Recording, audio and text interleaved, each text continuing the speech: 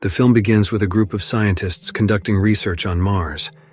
They must remain ever vigilant against numerous obstacles, including the extreme natural phenomena such as the relentless sandstorms that frequently sweep across the planet. Over the past 6 months, they have all worked diligently, pursuing research in hopes of discovering something that might benefit humanity. Unfortunately, they have found nothing so far, and now they have only 19 hours remaining before their return to Earth. Then, one of the scientists, Marco, suddenly notices an unusual movement within one of his soil samples. He immediately asks permission from the team leader, Charles, to step outside and retrieve another sample, under the pretext that he needs to repair one of the gamma sensor instruments that was damaged by a sandstorm. At first, Charles hesitates to allow this, because the entire team is scheduled to convene for a briefing before their departure. However, after Marco insists, Charles finally agrees to let him go, accompanied by an operator named Harry, as long as the two return before sunset. Meanwhile, after a mission, technician Vincent, medic Lane, and scientist Kim have just come back, and Kim is visibly upset that Marco and Harry were allowed to continue the mission outside while she was ordered to return, despite being busy with her own research in the field. Even so, Vincent, Lane, and another team member, Erwin, feel relieved and even pleased at the prospect of soon heading back to Earth and reuniting with their families. Following a heated discussion with Charles, a curious Kim decides to access Marco's computer to uncover the true reason behind his urgency to venture out. When she succeeds, she discovers that Marco had actually found several samples of bacteria that have not only survived, but are actively proliferating under the planet's harsh weather conditions. It appears that Marco deliberately concealed this discovery from the entire team, including Charles, in order to claim the research as his own, thereby earning accolades and rewards without having to share credit with his colleagues. Upon learning this, Charles resolves to cordon off the entire area of Marco's research, as they still do not know whether these bacteria are exceptionally virulent. However, when Charles instructs Harry to immediately return to the base with Marco, the ground under Marco suddenly collapses, causing him to plunge into a crevice.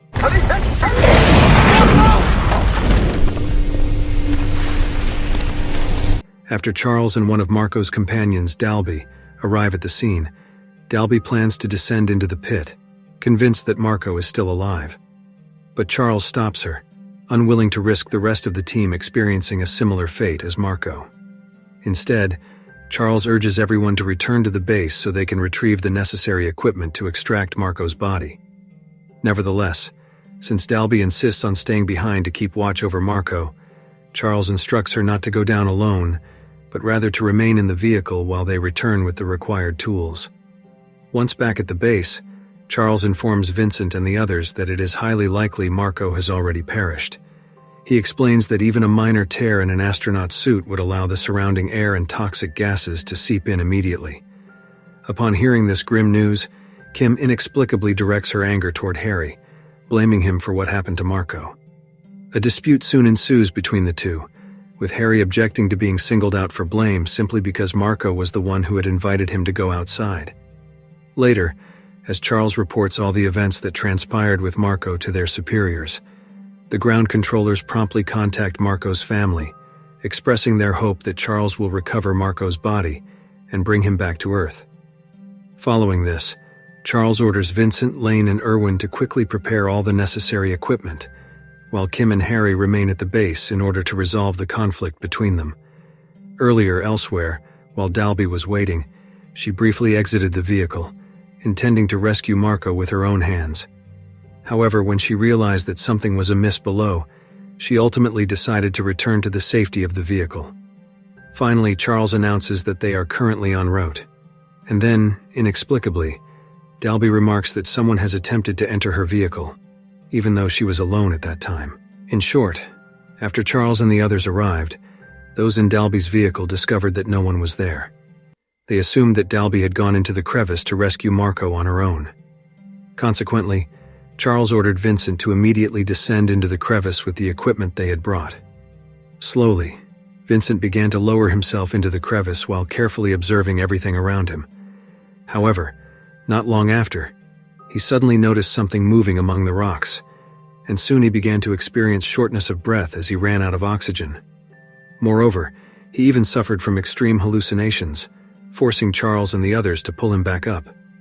Shortly thereafter, Irwin tried to contact Charles and the rest because he saw 2 sets of footprints leading toward their base. Sensing something was amiss, Charles instructed Irwin to stay in touch so that both remained alert. Unfortunately, it was already too late, as they had already seen the presence of Marco and Dalby. Subsequently, Harry prepared to bring the 2 back into the base. When Harry attempted to help Marco remove his helmet, he was shocked to discover that Marco had transformed into a hideously terrifying zombie. Without hesitation, Marco attacked Harry, leaving him severely injured.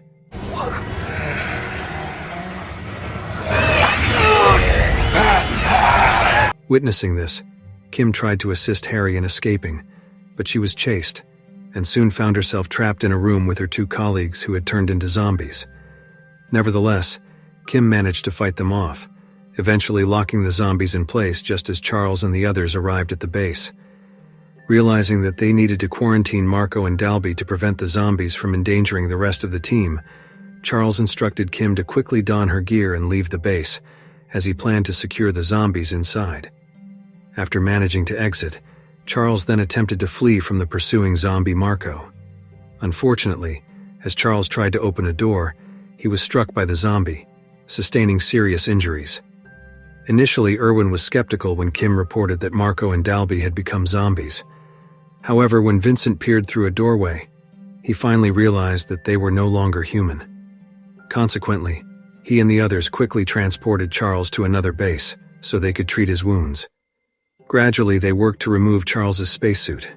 However, Charles suddenly began losing consciousness. Lane exerted every effort to save him, but when Irwin tried to offer him some water, Charles abruptly attacked him before Vincent was able to stop the assault. Not long after, Charles began to suffer from severe shortness of breath and exhibited very strange symptoms. Ultimately, he passed away. Without delay, Kim immediately bound Charles's body with rope to prevent him from attacking them as he began to change into a zombie. Witnessing this horrifying scene on their final day on Mars, Irwin was deeply saddened, for he had only longed to return to Earth to reunite with his wife and children. After a short while, they observed Charles's body moving on its own, and when Vincent inspected it, he was shocked to discover that within minutes, Charles's body had transformed into something utterly ghastly. Lane then collected several blood samples from Charles's body. They finally realized that it was the bacteria discovered by Marco that had infected them all, triggering their transformation into zombies. Before long, an eerie sound echoed from the base where they had confined the zombies. It turned out that the zombies had somehow manipulated their minds, and they managed to blow up the base's door using some of the explosives available there.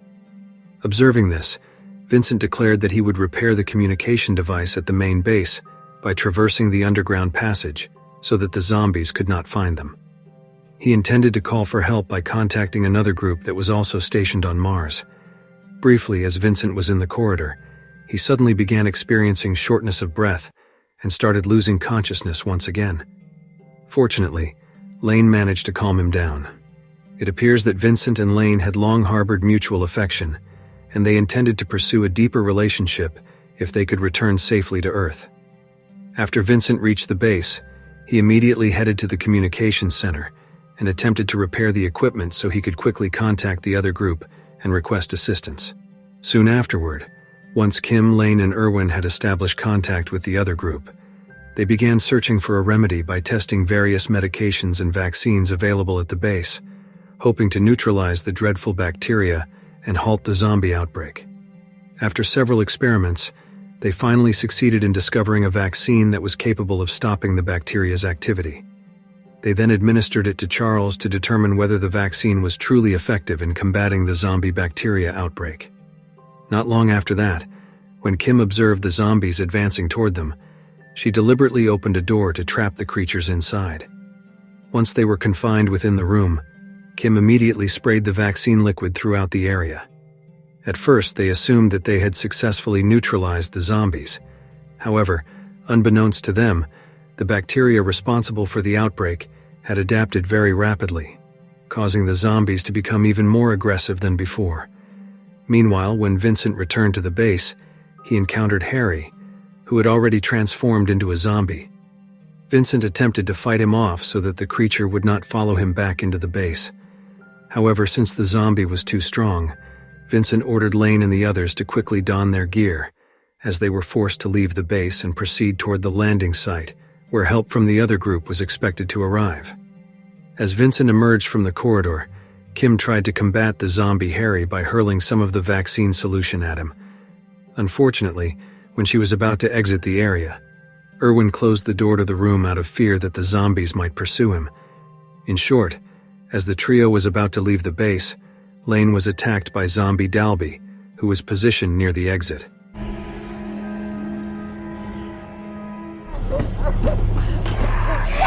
Wait for the Aurora crew! Irwin, you drive! In the end, however, they managed to escape from the base and immediately set off in a vehicle toward the landing site. Inside the vehicle, Vincent administered several vaccines and other medications to Lane, hoping they could halt the infection caused by the deadly zombie bacteria. Soon after, Irwin announced that the remaining resources in the vehicle were limited, so they would have to continue on foot to reach the landing site on time. Because Lane's leg was injured, Irwin eventually devised an alternative plan: to proceed to Outpost Number 9, where another vehicle was available for continuing their journey.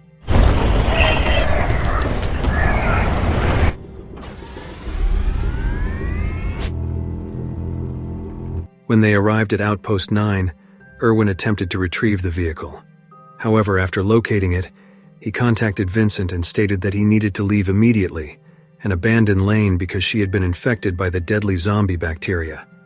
However, because Vincent couldn't just leave Lane behind, he intended to seize the vehicle from Irwin. Unfortunately, he was too late. Please, man. Oh, fuck! We gotta get out of here, now! When Vincent returned to the vehicle, he told Lane that they must wait until sunrise so that they could recharge its batteries using solar power.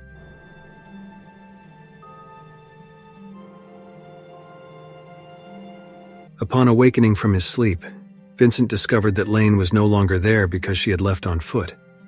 Vincent then attempted to follow her trail until he eventually found her walking in another direction. When Vincent invited her to return to the vehicle, Lane instead told him to go on without her, insisting that she would soon transform into a zombie. Suddenly, Lane removed her own helmet, hoping to end her life quickly. Yet her efforts were in vain because the zombie bacteria within her body could survive even under the planet's extreme conditions. While still conscious, Lane urged Vincent to end her life immediately, which ultimately forced him to attack her until she died. Stop! Overwhelmed with sorrow, Vincent tried to chase after the rescue plane that had arrived to help them, but he was too late. The zombies had already reached it. Realizing that the zombies had devoured the entire crew of the aircraft, he quietly boarded the plane with the intention of leaving.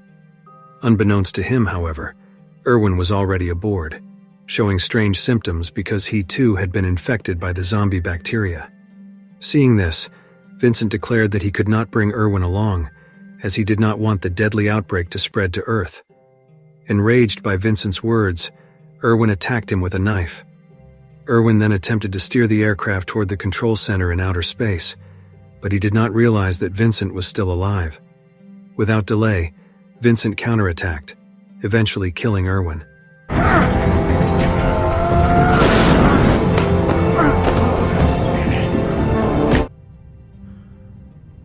Afterwards, Vincent injected himself with several doses of the vaccine. However, knowing that the vaccine was incapable of eradicating the zombie bacteria, he sent a final message to the control center.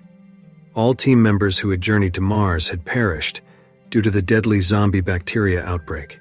Following this, Vincent decided to pilot the aircraft away from the control center in order to prevent the lethal outbreak from spreading both to those at the center and to Earth. And with that, the film comes to an end.